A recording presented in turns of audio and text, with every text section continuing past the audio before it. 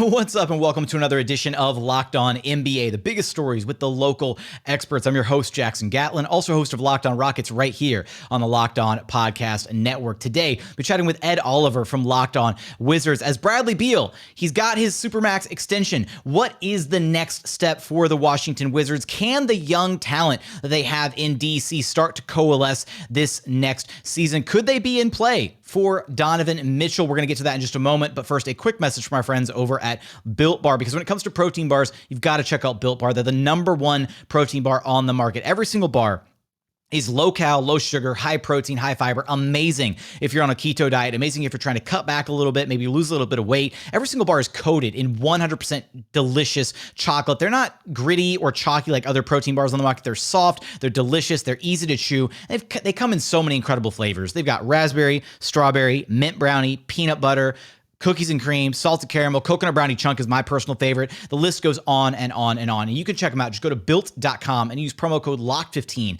to get 15% off your very next order of the best tasting protein bars on the market. Again, that's promo code LOCK15 for 15% off at built.com. Joining us now from Locked On Wizards is Ed Oliver himself. You can follow him on Twitter at Ed2Flat. That's 3 O's and 2 T's on the Twitter handle. So look him up on Twitter. Give him a follow for all your Washington Wizards needs. Now, Ed, the Wizards find themselves in kind of this interesting place in the NBA landscape right now, right?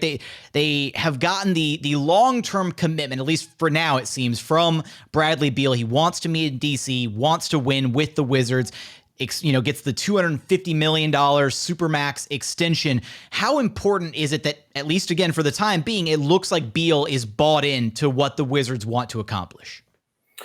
Well, yeah, right now, I feel like they are in a weird place. Like you said, they are in somewhat basketball purgatory. He got the 35% of the salary cap. He also has a no trade clause and a 15% trade kicker as well. So basically to show somewhat of a long-term commitment there, they've dropped their names in the hat for Donovan Mitchell recently. They've dropped their names in the hat for Kevin Durant recently, as every other team. But yeah, to answer your question about Bradley Beal, it's a big year for him and Kristaps Porzingis.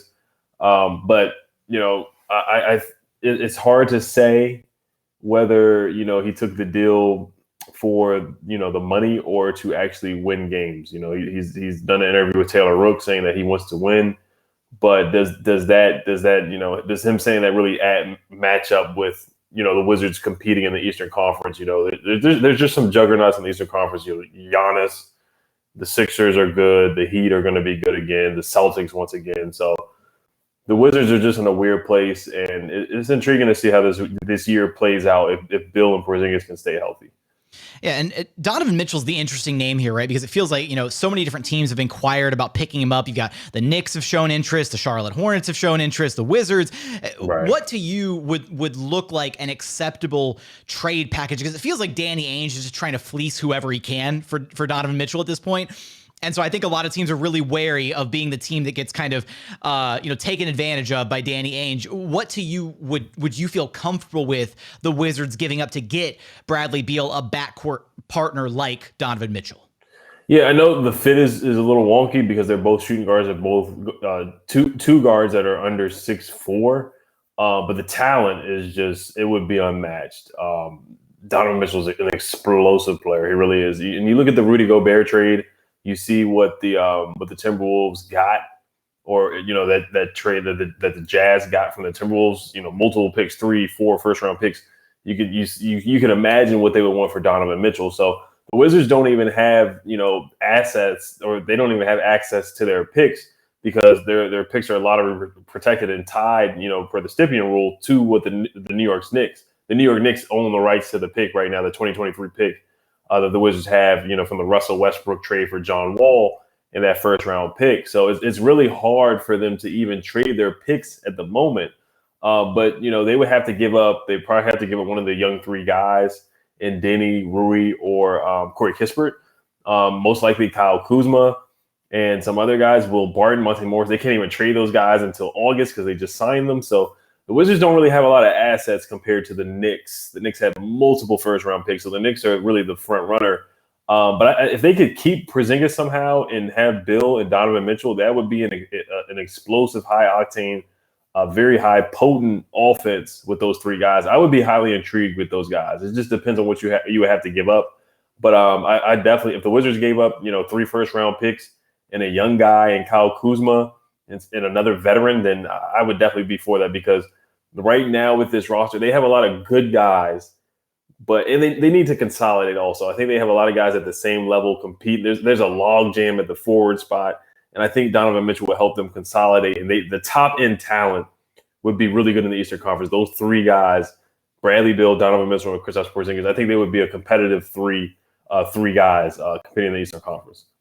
Yeah, I think that trio might leave some questions to be desired as far as, defensively. Defense, definitely, sure. But, the offensive side of things would definitely be intriguing, to say the least. And, it would be a lot of firepower on that team if they could pull something like that off. But, looking at just, right, you mentioned, the Wizards kind of almost, maybe not purgatory, right? But they're just in this awkward spot in the NBA, right? And, you're trying to figure out what direction you go with. Locking down Bradley Beal was the step in the right direction, but the subsequent steps after that are so important. How much of this falls on Bradley Beal's shoulders to really reach out and start kind of networking, right? And trying to find, players, the top end talent that maybe want to come play with him in DC, because we see it's such a players driven league, right? We see guys who decide they want to go play with XYZ player all the time. We see these guys, teaming up across the NBA landscape. How much of the onus is now on Bradley Beal, right? He got the money, he's locked down long-term, got the no trade clause, all that, right? This is his Wizards team moving forward. How much of that then falls on him to go out there and kind of talk to some guys and be like, hey, come team up with me in DC. We got something good going on here. Yeah, he's tried. He actually was tied to bringing in Spencer Dinwiddie last year, but that didn't work out at all. But he's tried. The Wizards, for some reason, you can obviously look at it. They're not a free agent destination. They haven't been for years. And you think DC's, you would think it's a national market. A guy in Kevin Durant, who's from the area, from the DC, Maryland, Virginia area, was born in Texas, but born and raised in Maryland, PG County, Maryland. He didn't even sit down and have a meeting with the Wizards when the Wizards were at their peak with John Wall and Bradley Beal in 2017. And right now they're a middling team. Like you said, they somewhat are in purgatory. They're not bad enough to get a top 5 pick. Say like the Rockets are rebuilding right now. They're getting top 5 picks, multiple years, and they're getting good young talent. The Wizards aren't bad enough to get those guys like Jalen Green and Jabari Smith, and they're not good enough right now to really compete in the Eastern Conference and get past the first or second round at the moment. So they are in basketball purgatory. But right now, Bradley Beal, he has tried. He's trying. Some of it is on ownership. Some of it is on the GM. I think it's not just on Bradley Beal's shoulders for sure. It is on Ted Leonsis.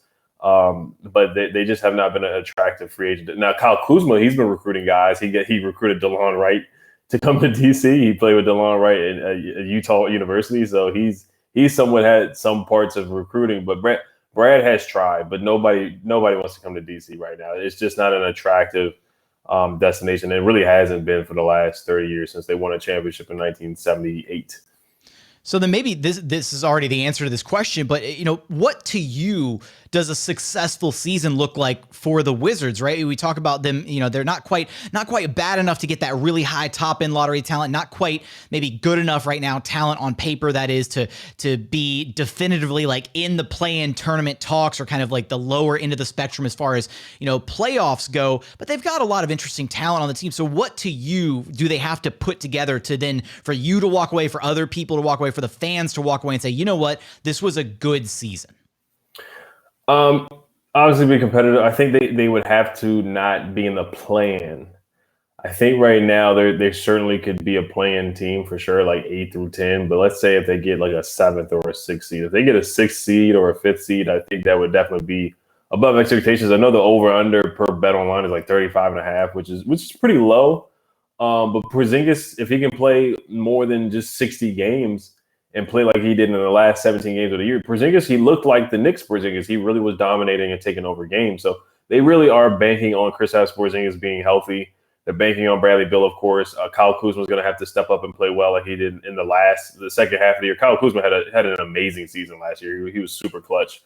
But I would just say, they have to improve defensively. Wes Unseld Jr. A lot of the season is going to be on Wes Unseld Jr.'s shoulders for sure. But Bradley Beal has to play like the all-star that he was in 2021. He did not play well last year. He said it himself. He had career lows in three-point percentage, career lows in field goal percentage since 2017.